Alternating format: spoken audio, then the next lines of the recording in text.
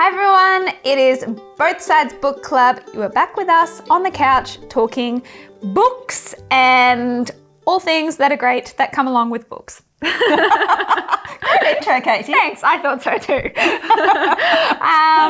So let's dive all in. I hope you guys have had a good start to your March month reading. And today we are discussing, drum roll. Hooray! So today we are discussing What Could Be Saved by Liese O'Halloran Schwarz. Hey, so Liese is an author who's based in the States.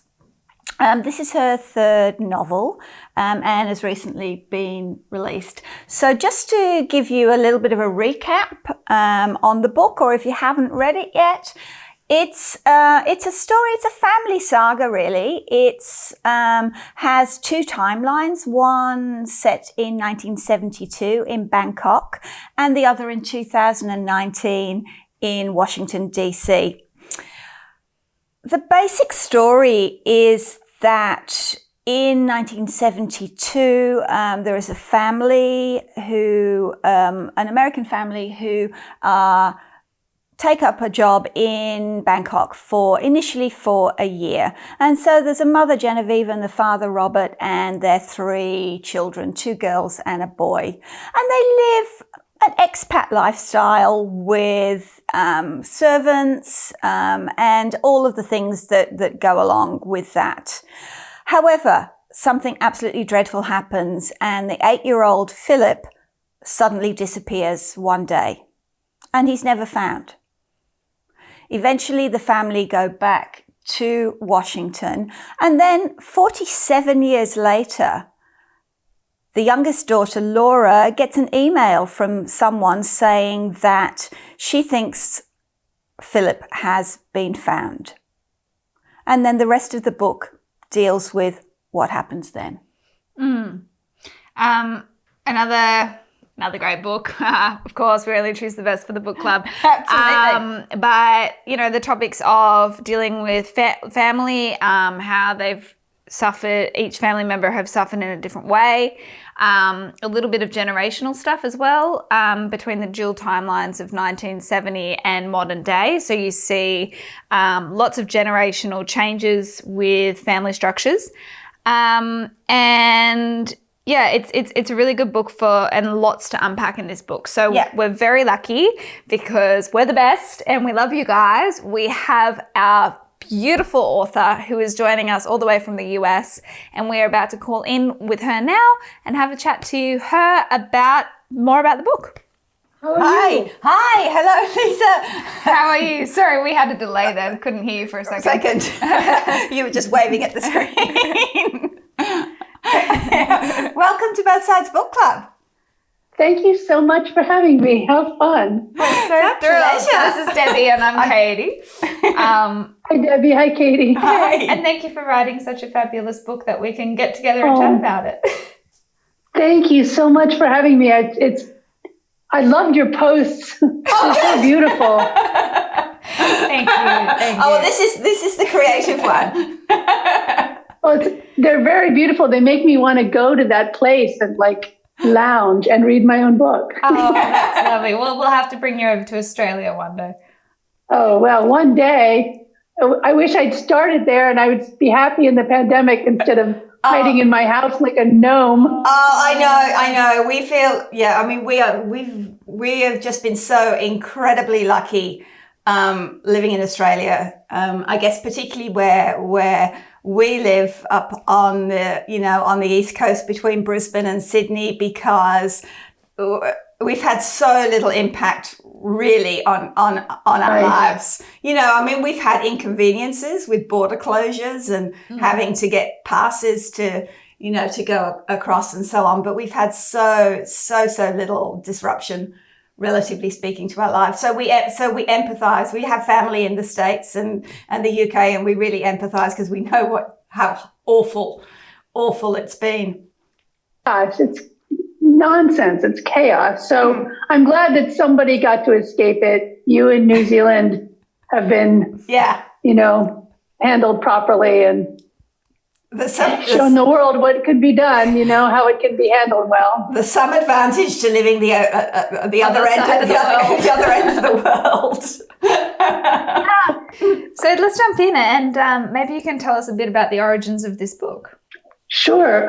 Well, it actually started when I was in medical school. I began writing fiction for the first time.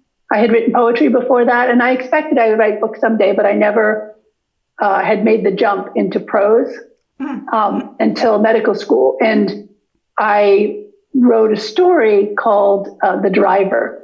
And it was the very small germ that later became this book. And over the years, I would revisit the book because I kept thinking, the story, I kept thinking there was something there that could make a story. And the like a longer story, a book. And the short story had a lot of elements, a lot of the same characters. It was just around that small incident that begins the narrative in Bangkok with the firing of one driver. Yes. And in story form, it really was mostly nostalgic and, sentimental. I felt like it really recreated a lot of the experience in my mind. But I also know that isn't necessarily interesting to a reader.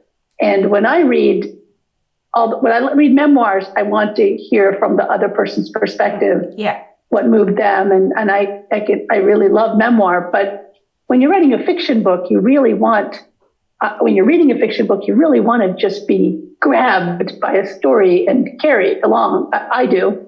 And so I kept poking at it, thinking I could take it somewhere. And about 2 years ago, I had the idea of that Philip would go missing and return. So did that actually come from, obviously you said the original nugget came to you years and years ago. Did you suddenly have an epiphany or was there some real life event or something that you went, Eureka, that's what it's got to be? Epiphany. Yeah. Okay. It really was an epiphany. I had sort of nudged the story along down a path to become a novel, and I had nudged it, and Philip in the story was a little bit in peril.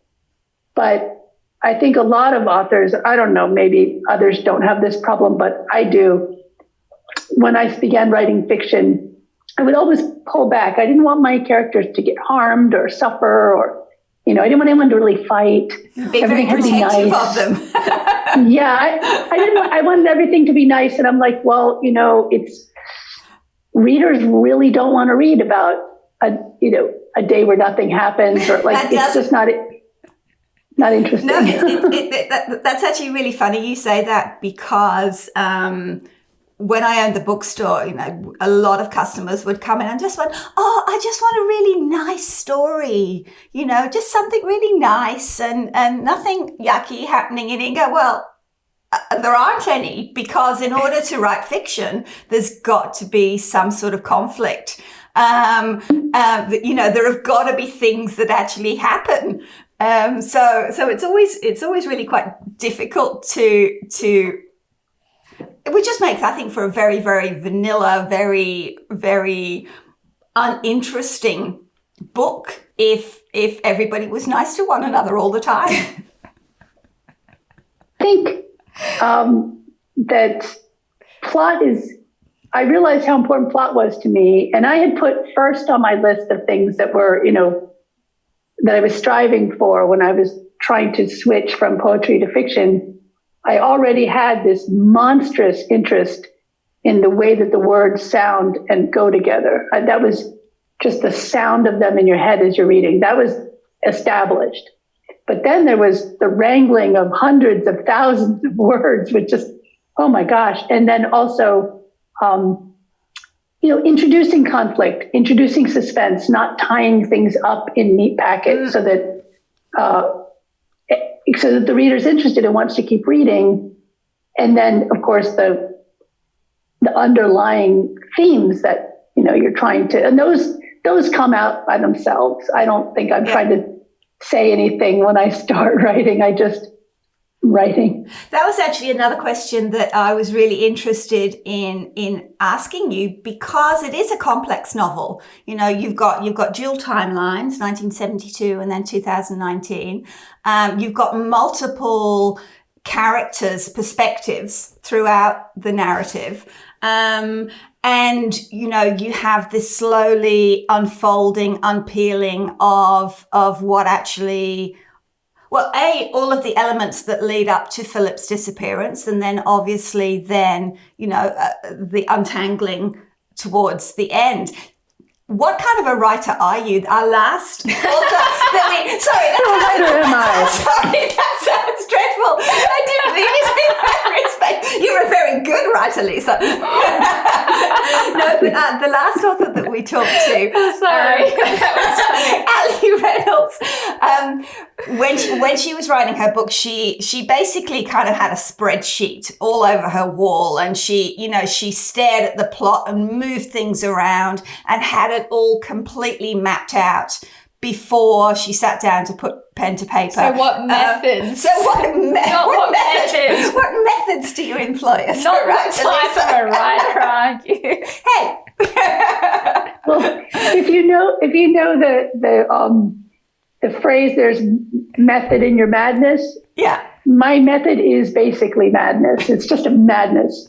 And I don't know how I wrangle it all together, except through some brute force. So there's a lot of revision. I revise very heavily. I work really hard in revision. And I think I have some idea of what I want to happen, but I don't know for sure. For instance, when I started writing this, when I had this epiphany and thought, okay, Philip needs to disappear. And I knew I wanted to start at the beginning with a man, contacting the family. And, but I didn't know what happened to Philip. I had to decide that as I was writing. And because for me, the writing process is very alive. If I know what's going to happen, I'm not really all that interested in some ways. I find that really, I admire people who can plan. But for me, there's a lot of it's very organic. I sit down, I do what I call put myself there. I put myself there in the place for being the person who's voice in the perspective. And then I let things happen. And then in revision, it's just oh my God, it's a nightmare, because I have to corral things, and things I've fallen in love with, I have to come to the hard decision that they do not fit and cut them out. And I have to, what's interesting is every time I cut stuff out, good stuff flows in a lot of the time, because if you pick the right branch to keep, then that branch will bloom in the right direction. And I've also learned something through quite a lot of pain. I've learned that when I think I need to write this here, I need a chapter that does this. No. You do not need a chapter that does that, because I will try and write. And if I've learned that if it's not coming, it is not meant to be. It is not the right thing, because I'm willing to bash my head against a wall for as long as it takes. But at some point, when you've developed a structure, a framework and characters, the characters themselves will sort of tell you that doesn't work. That's not me. That's not something I want to do. It's very interesting to see how they sort of take on a life of their own. So I wish that I planned. And then the revision process, I don't know if you know, do you guys have the Roomba, those automatic vacuum cleaners? Yes. But if you've ever watched a Roomba, I used to have one until the battery died. And anyway, I loved it. But they are very random. There is a method.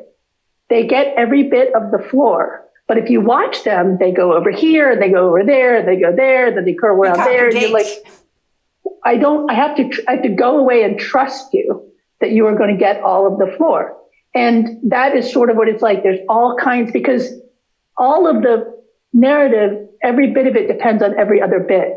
And so if you change something, you have to change 20 other things downstream. And it's really hard to balance all that. Thank goodness for the laptop and for the software that allows me to mark things, because as I revise, my process is so bizarre, but I'm going to stick with it because I like it. And the process is the only thing that allows me to proceed, knowing that something is flawed, because everything is flawed for the first 100 times you revise it, is to put a digital sticky note on it. So I highlight something and I put a note, and the note says ugh or ick or cut or fix. Yes. And then I know that I've got this blue patch that is not going to get lost. I will attend to it. So it's like a psychological sort of soothing. But then by the time when I do my big revision, I guess after I sold the book, I did two or three revisions. It's all they would let me do. I was like, please let me revise it some more, because I wanted to just get every little, anyway, I'm pretty happy with it, but I would have been happier to do one more revision. But changes only I would ever see or notice. But when I get to when I got to the very big first revision after my editor and I talked, I got up to like 6,000 of these notes. Oh my and goodness. Then I have to, and so when you're trying to open the document, the software is like, hold on, I have to open. I mean, it's very creaky and slow, and it takes like a minute to scroll down. And when I realized I can't manipulate the document anymore, it is time to start making decisions and closing and removing those sticky notes. So I make a sweep and slowly try to take as many of the sticky notes off. I can't quite do all of them, because some of them still need to be decided, and they depend on other things. Yeah, there's a little overlap.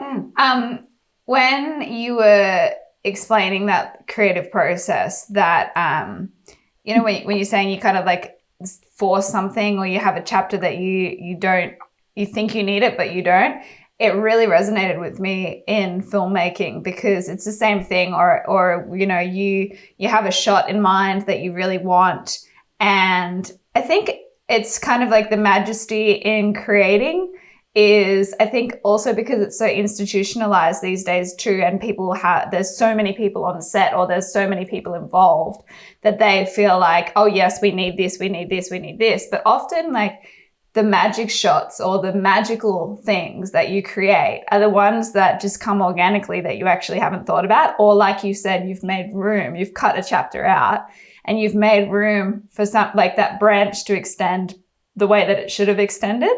It really, really, like, I was like, oh man, it's not just in my world. It must be in writing too, that there's this beauty. Storytelling. Yeah. It's storytelling. It's just this beauty of, you can't force it to happen. There is an element that just comes organically. There is, and it's almost a supernatural feeling in some ways, where it's just totally, where on earth does this come from? But and it's lovely when that happens. And I think there have been things that puzzle pieces I've hammered in. I mean, oh my God.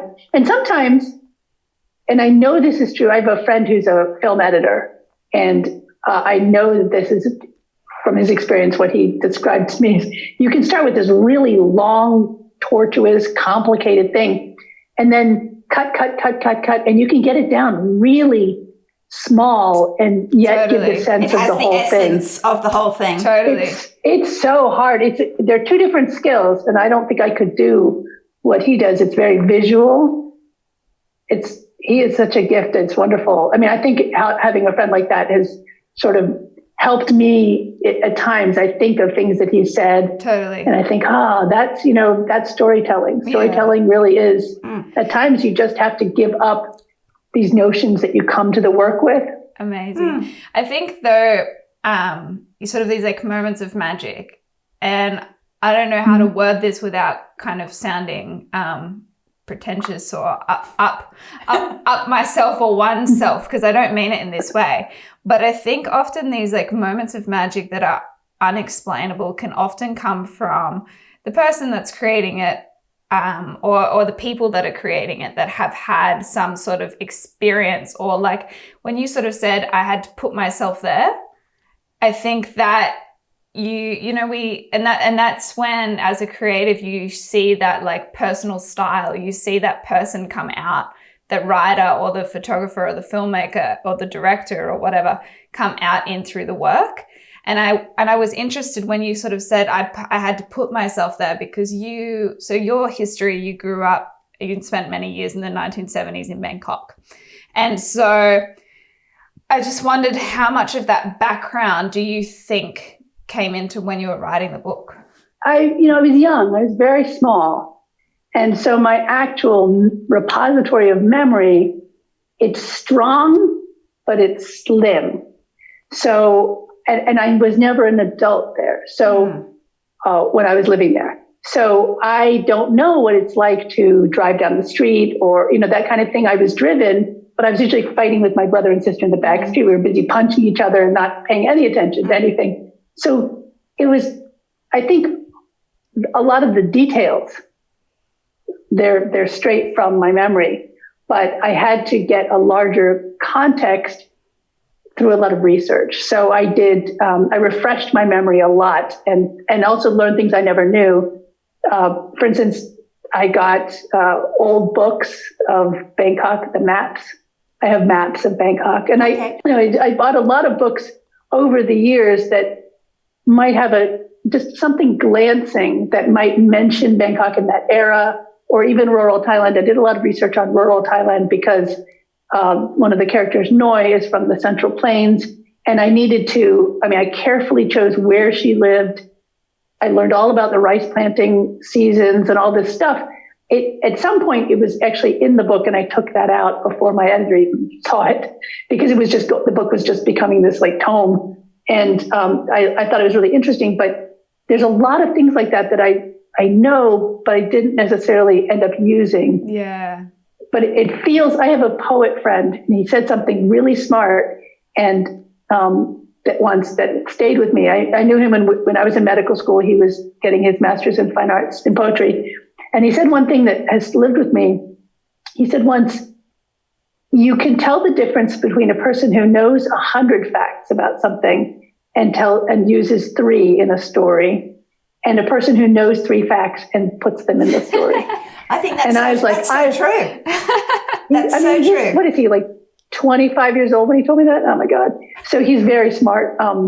But he also, it's so true. So of course, I'm going to know 1,000 facts and use 2 or none, because I'm so stubborn. I want to do it properly. So I did a lot of, YouTube is awesome.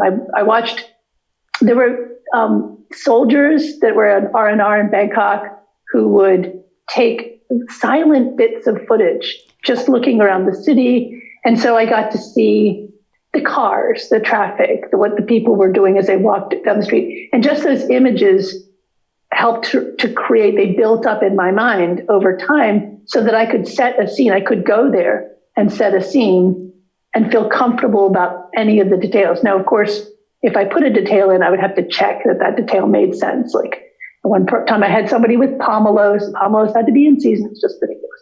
Yeah. But, checking it to make it feel right. If I went back to my own childhood, I would go back to that backyard. Yes, we had the swimming pool. That is the house we lived in. I changed it a little bit. I changed the actual location a little bit. And I changed the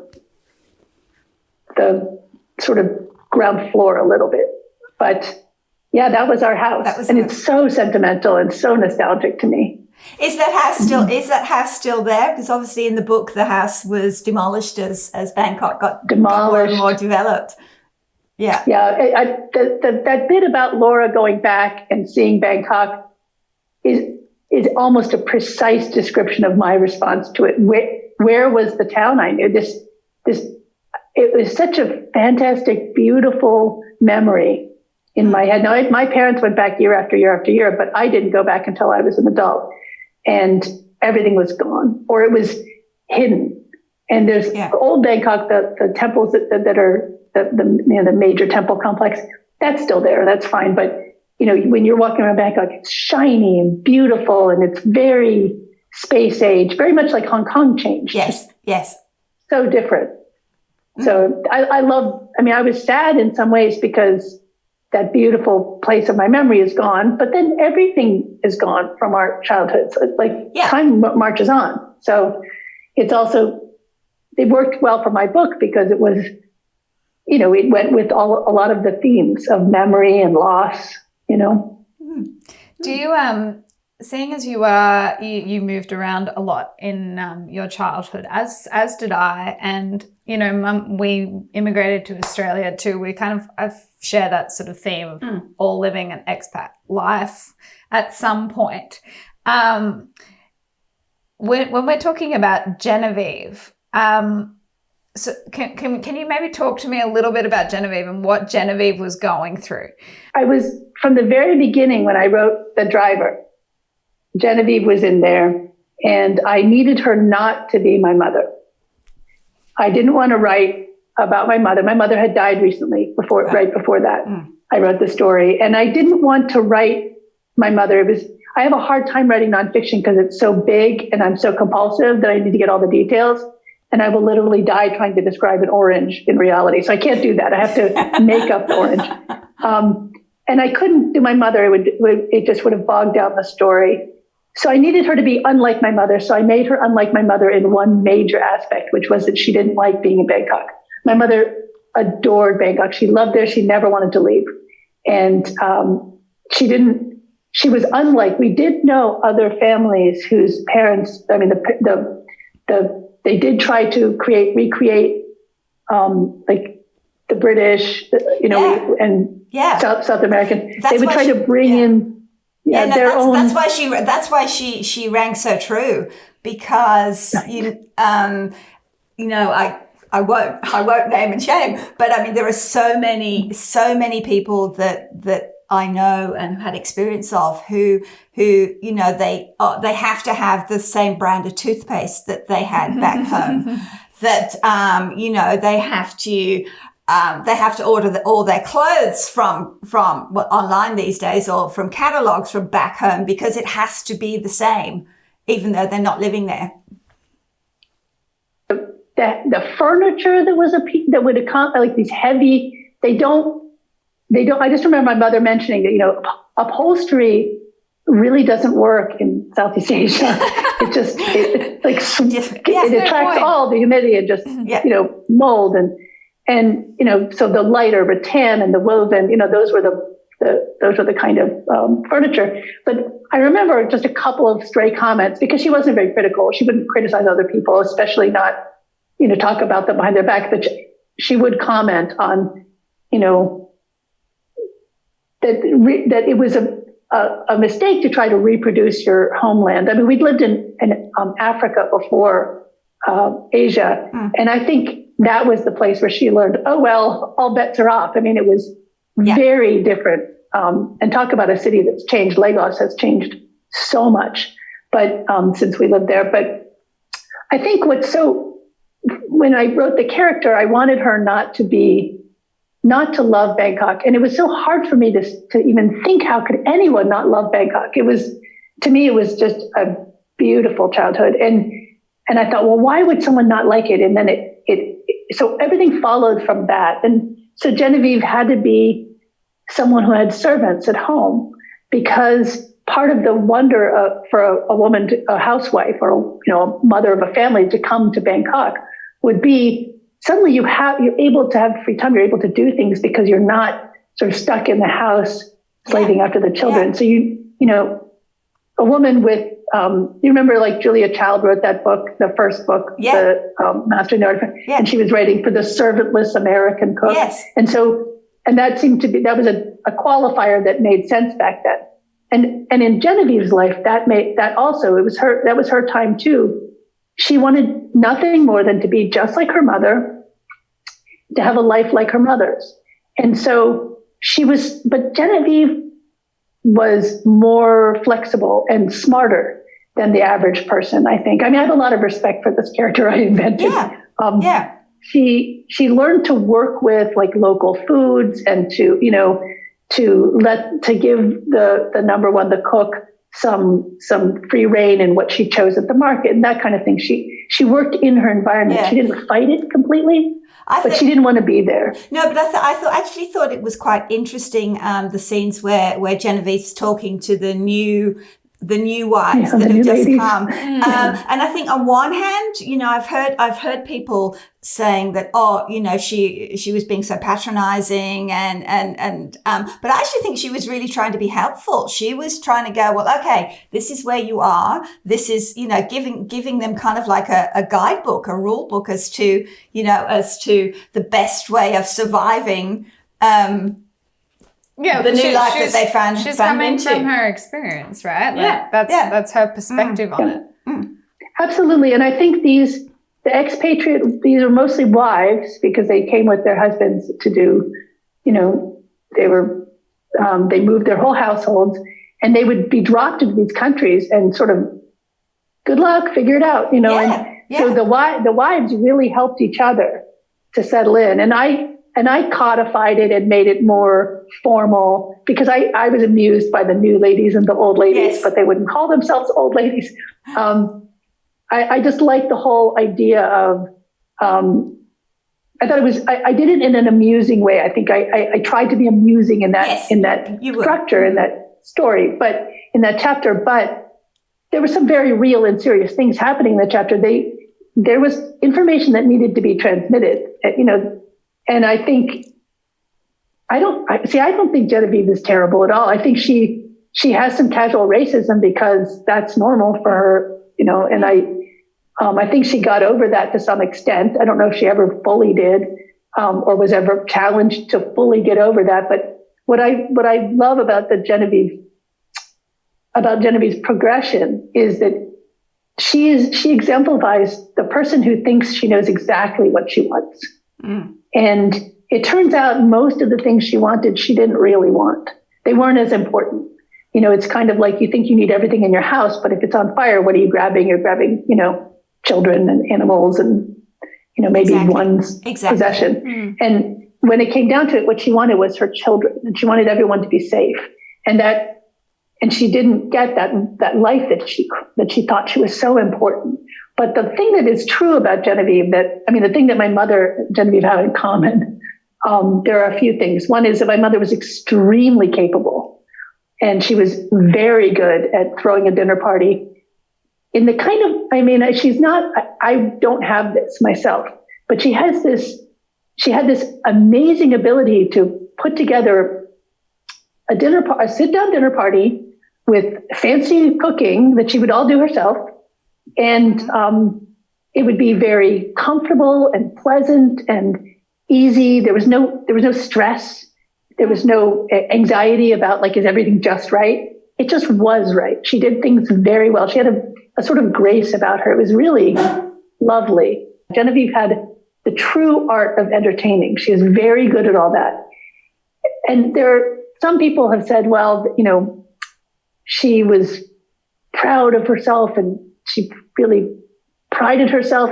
It really wasn't that. It was that when she had something that she needed to do, she wanted to do it very well. Exactly. So it wasn't, it wasn't even she didn't fuss. She just did things, and they were very hard to do sometimes, but she still did them. Because you're flipping between the two timelines, I think you're making these comments with Genevieve about, well, that was what was happening in the 1970s. But also, I think what was happening in the 1970s that I think you did really cleverly is the way that the parenting style is very different. I mean, definitely through conversations with my mum and myself, I think I find myself quite lucky in a way because in my generation and all of my friends, and we're actually expecting a little one at the moment. So my partner and I are congratulations. Are going through that journey. And at the moment, in this world, we're really lucky because the men are really hands-on with parenting, and also so are the mums. It's children. The whole parenting style seems to be very different. But in the 1970s, it does seem that correct me if I'm wrong. I'm speaking from new generation, so I'm not being judgmental, but it seems like, you know, parents weren't so hands-on and that children were left to their own devices. I mean, when I speak to mum about... Yeah, I mean, we were sent out in the morning. We were sent out after breakfast, and it was, well, as, you know, as long as you're back by dinner time, then everything's good. And I mean, certainly, like, mum and I have generational, like, not conflicts, but often I'm like, Mom, like, can you just care a little bit more, or can you just be like involved a little bit more? No, but it's just like it is just like that. It's just a different generational thing. I don't mean that as disrespect. I just mean it like you can see like through different generations. And so I guess what no, that I didn't mean it that you didn't care. I feel dreadful. No, but do you know what I'm saying? Like, there's a different generation. I think in my generation, I think I'm probably a similar generation to you, Liese. It was the parents, like, unless you know differently, you assume your children are okay.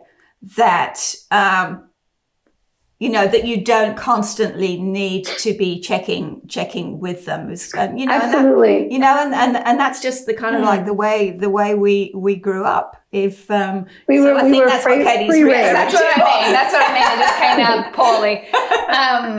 But I think it's a very different attitude now. Yeah, but I think what is interesting about that is perhaps how the way that siblings behave with each other too. So, because from what it sounds like, children left to their own devices and left out to play. Were siblings closer? Were they not? How did they have different relationships with their parents and with each other? Because I think you see with Philip and Bea and Laura, they all have very different relationships with their parents and with each other.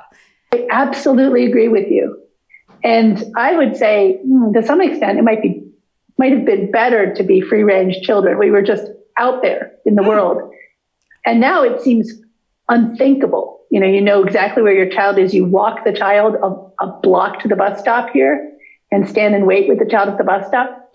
And I'm not decrying that or saying that's wrong, but I look back to my childhood as this wonderfully free time. And your comment is so interesting and insightful, and I never thought of it before, but you're right.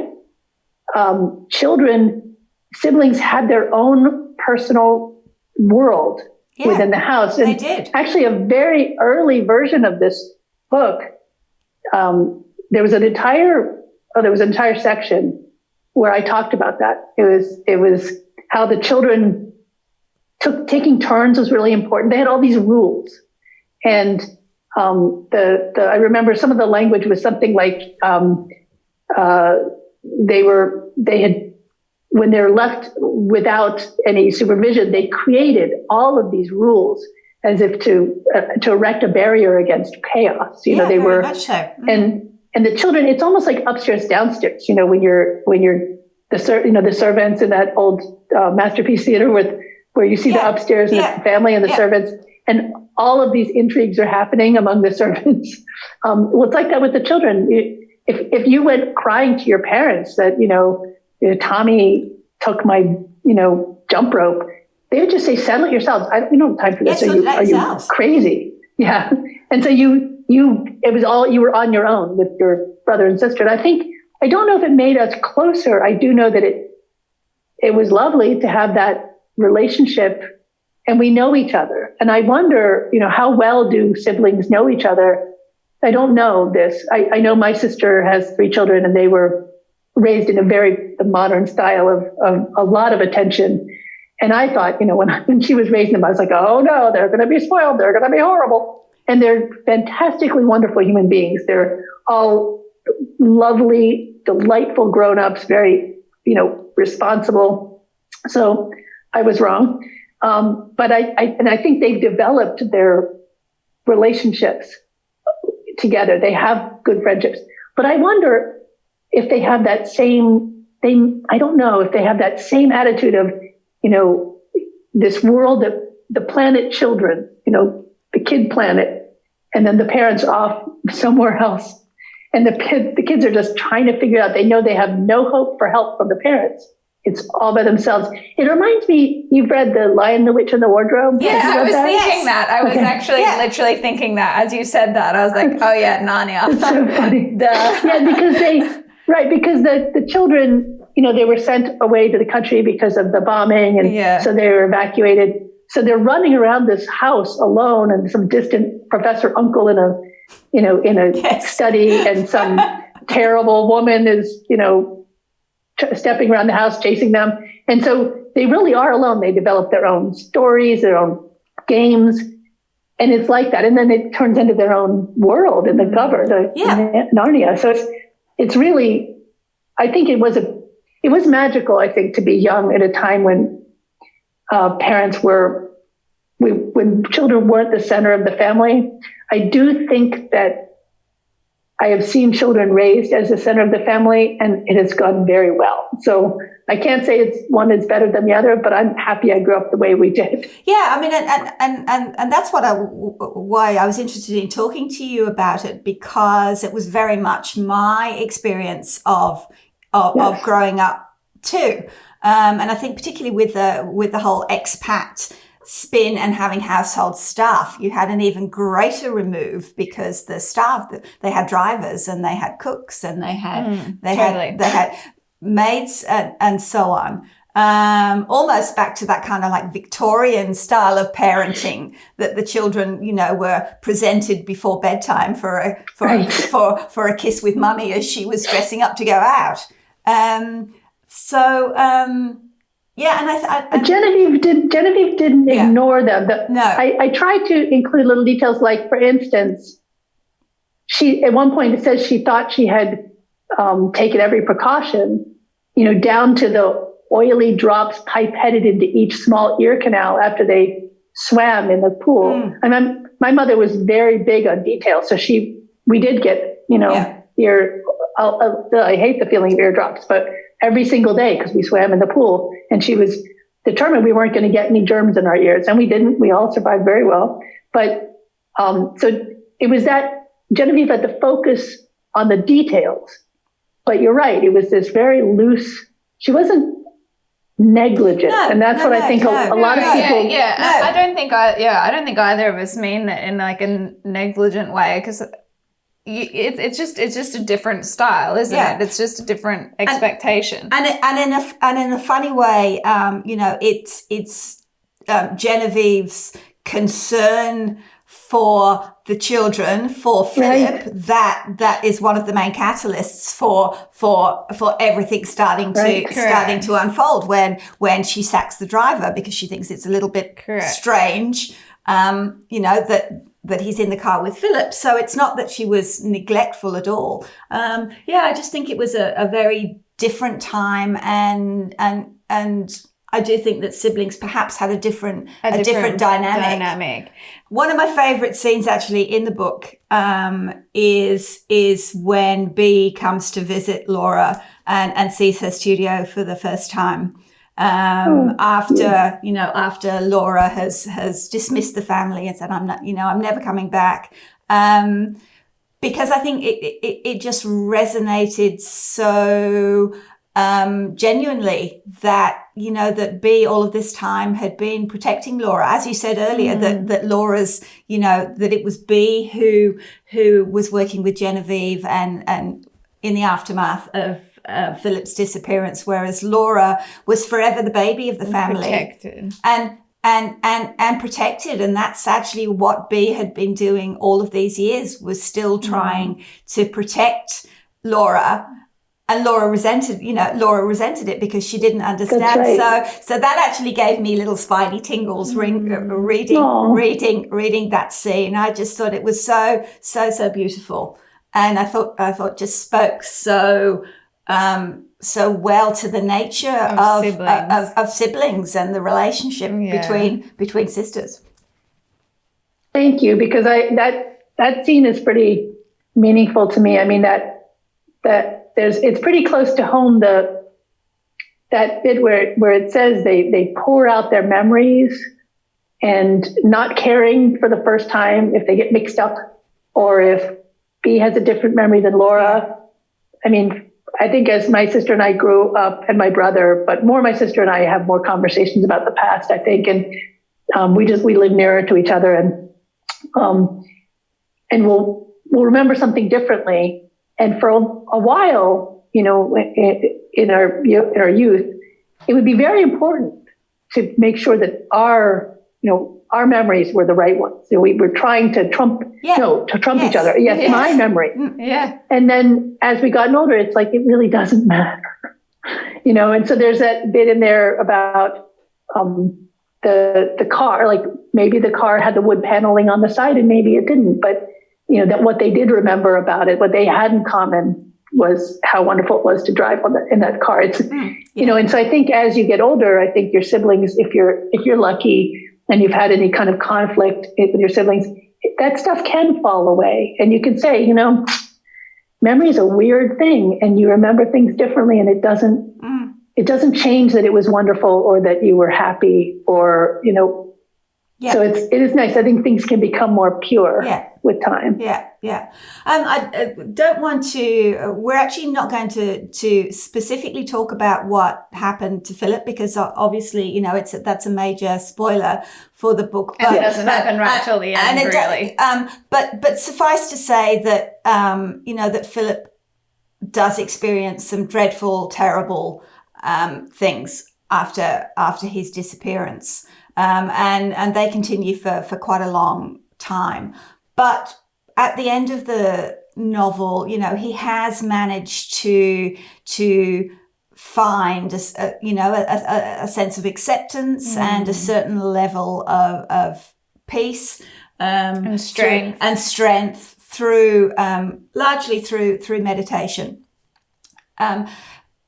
I was interested in actually just referring again back to your time as an emergency medicine doctor, because you must have seen so many dreadful, dreadful things over the years, and they must have had an impact on you.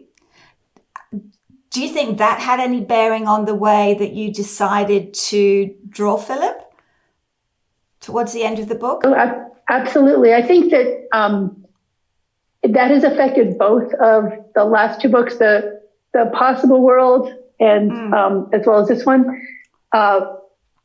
I think I have the same attitude, the same overarching attitude of the author toward the books. I am saying to the reader, the world contains awful things, but that doesn't mean the world is bad overall. And there is hope, no matter what you've gone through. And I think part of that, it might be myself telling myself, I've seen, just horrible things. It is really hard not to feel sad. Yeah. But one thing that was true, actually, every shift when I would go to work, there would be like one patient. I used to say this quite frequently. There's one patient that would save me every time. There would be one patient who would just be so funny or lovely or kind, or just something about them would make me realize, it would sort of the planet that was sort of tilting, and it would say, humankind they're not terrible. People are not terrible. Terrible things happen and people do terrible things, but people are not terrible and the world is not terrible. And that's hard to remember a lot of the time. Yeah. But I think Philip, through his experience, found a way to pull back from the specifics of life. And, the Buddhism in Thailand, it's, that they have I guess all forms of Buddhism have the same idea that suffering is an illusion. And I think that's a really hard concept to master. I don't think I've mastered it. I haven't tried, but I think it's a really hard thing to believe when you're in it, in the middle of it. But if you're given many years and the chance to retrain yourself in a safe place away from everything, you may actually begin to move away from those difficult things and see the larger picture. Wow. Yeah. Amazing. And I think that definitely is a note of hope. It's certainly the way the book ends. Is that there is hope. Well, I never want anyone reading a book of mine, if they get all the way to the end, to put it down and feel worse about the world or their lives. I don't want to increase the amount of unhappiness in the world, even transiently. So although I will always, I think, always show grim, not intentionally, but my worldview has included so many grim things. I think I have to, when I'm writing, I reflect that in my work where it fits. But I don't want hope to be a reflection of ignorance. I believe that hope can be present, even understanding, the terrible things. It's interesting. So, I just had this epiphany of, just had an epiphany. But I just found it interesting how you were talking about how Philip, ideally Philip would have found that he didn't suffer. He looked at things from perspective and kind of had hope. And I feel like Laura kind of had that a little bit too when she first saw Philip. Like, it wasn't so much about, like, Laura didn't even ask Philip what had happened. It wasn't like she didn't care about that. All she felt was probably his, like, I'm okay with the situation that's happened. And maybe for Laura too, it was like, what's more important here is that I've just got you back. It's not about the details. It's not about the suffering yet. I think it was a reflection of her always having been the child of the baby of the family, not having taken the responsibility. So when something was difficult, when Philip resisted being asked questions and seemed so sad in a way that was so profound, she couldn't bear it. And so she's like, oh, I'll just let B handle that. B will ask him. B won't care if he's unhappy. Oh, well, I had more hope. Yeah. Laura had kind of just felt the good and didn't want to know the bad. I don't know. Well, she did. Yeah. She wanted to. She was enjoying herself. She was enjoying the time with the man that she thought was her brother. She was having. It was fun, and she was enjoying herself. And I think it was the easier path. And I do, for instance, I think about. When I was in the emergency department and say a child would be brought in with a cut that needed to have stitches, laceration. And I always thought so highly of the parents who could bear to let that happen. I mean, I think that's a really strong thing to do, to say, I will let you inject my child's skin with, numbing medicine. And we sometimes use the topical, but for the most part it's open wounds you inject. And then I will let you hold the child down forcibly while it wails and, put needles in over and over again. And that's just bringing back memories. I've never thought about it from this perspective, but my mom had to do it. My mom had to but in the emergency ward, my mom actually physically had to get her fingers in my cut and pull out the glass because the emergency ward was busy. Like, didn't you? Yeah, I had to take Catie into the shower and got the nozzle of the shower into the wound. Your fingers are in there. Mothers can do amazing things. Mothers I had a rule that I would never make a parent. I would never make a parent hold the child down. I would ask the parent, it was usually the mother, because the father would be passed out in the corner usually. But the mother, we'd watch the father and make the father sit down because we just had too many fathers keel over. But the mother I'd sit her on the stretcher and I'd say, I want the child to see you, especially, and it wasn't an infant, like a toddler or a grown child. I want the child to see you, but you should have no part in restraining the child. So I felt amazed at the strength of the mothers who didn't just snatch their children up and run for the hills, because they were taking the long view. And I think B was a mother, and Laura in my book is not a mother, and B was a caretaker, and she would take the long view. She'd be like, well, this is going to hurt for the moment, but it is the right thing. Totally. Whereas Laura's like, oh, I can't bear to hurt you. It's too hard. Totally. Yes. I'm just going to enjoy it, and I'm going to play. We're going to play together. And then we'll take the problem home to B, and B will solve it, because she's our big sister and she's always solved everything. Yeah, totally. I hadn't. Right. Yeah. Amazing. What an epic book.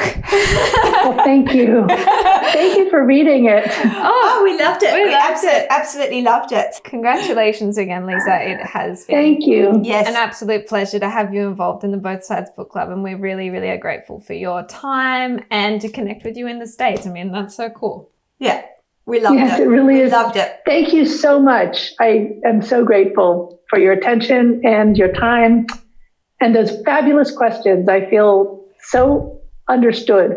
Oh, great. That's so nice. Wonderful. Okay, well, sorry about the mix-up with the time again. Oh, And my fault. no, not at all. And we'll look forward to talking to you again when the new book comes out. Yes, Okay. I look forward to it. Okay, Thank you. thanks. Amazing. Thank you, So nice Liese. to meet you. And you too. Bye. Bye. Oh, thank you, Liese. That was such a great conversation. I so enjoyed talking to you. And there was just, I think we could have carried on talking for hours. There was so, I feel like we barely skimmed the surface of all of the elements in this fantastic book. Absolutely. So for our listeners and viewers, I hope that we covered enough of the topics in the book. Yeah. Certainly, there were so many others that we could have talked about, and we didn't tell you exactly what happens. Yeah, exactly. So if you haven't read the book, you're just going to have to read it and find out. Amazing. So we are moving on to the month of April. We are in autumn. We are. So what is first up on the April agenda? So you know how I like completely boring books where nothing ever happens and you can just lull yourself to sleep. Well, you're in the wrong book club. So for our first amazing book for April, we have The Family Doctor by Debra Oswald.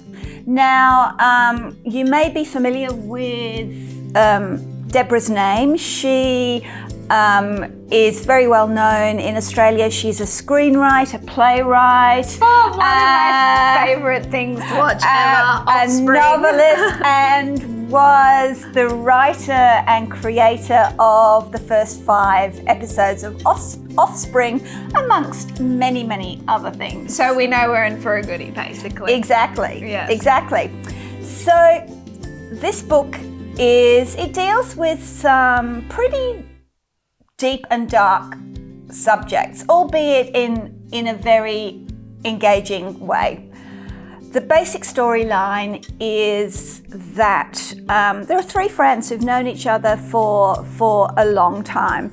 Paula is a GP, and her friend Anita is a journalist, and they have a 3rd friend, Stacey, who is in a bad marriage. The worst possible thing happens, and Stacey and her 2 children are murdered by Stacey's husband, the children's father. Both of the other friends, Paula and Anita, beat themselves up, like, why couldn't they see what was going to happen? Why couldn't they prevent it? Was there anything that they could possibly have done? And Paula, in her work as a GP, then meets another woman who she feels is in pretty much the same kind of situation that Stacey was. So Paula has a dilemma.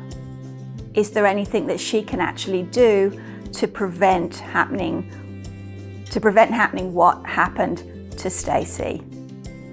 Should she cross the line or should she not? So it is a goodie. You will bite your fingernails off. Yeah, that is definitely a line that, not that particular circumstance, but I know we all probably know that line of should you tell your friend something or should you not? Should you cross that line or is it not your place? Yes. So really cool theme to unpack. Absolutely. So we can't wait to discuss it with you. Get stuck in there, get reading, and we'll talk to you very soon. Happy reading. Bye-bye. We hope you enjoyed watching this episode. If you did, please leave us a comment below. We'll see you soon.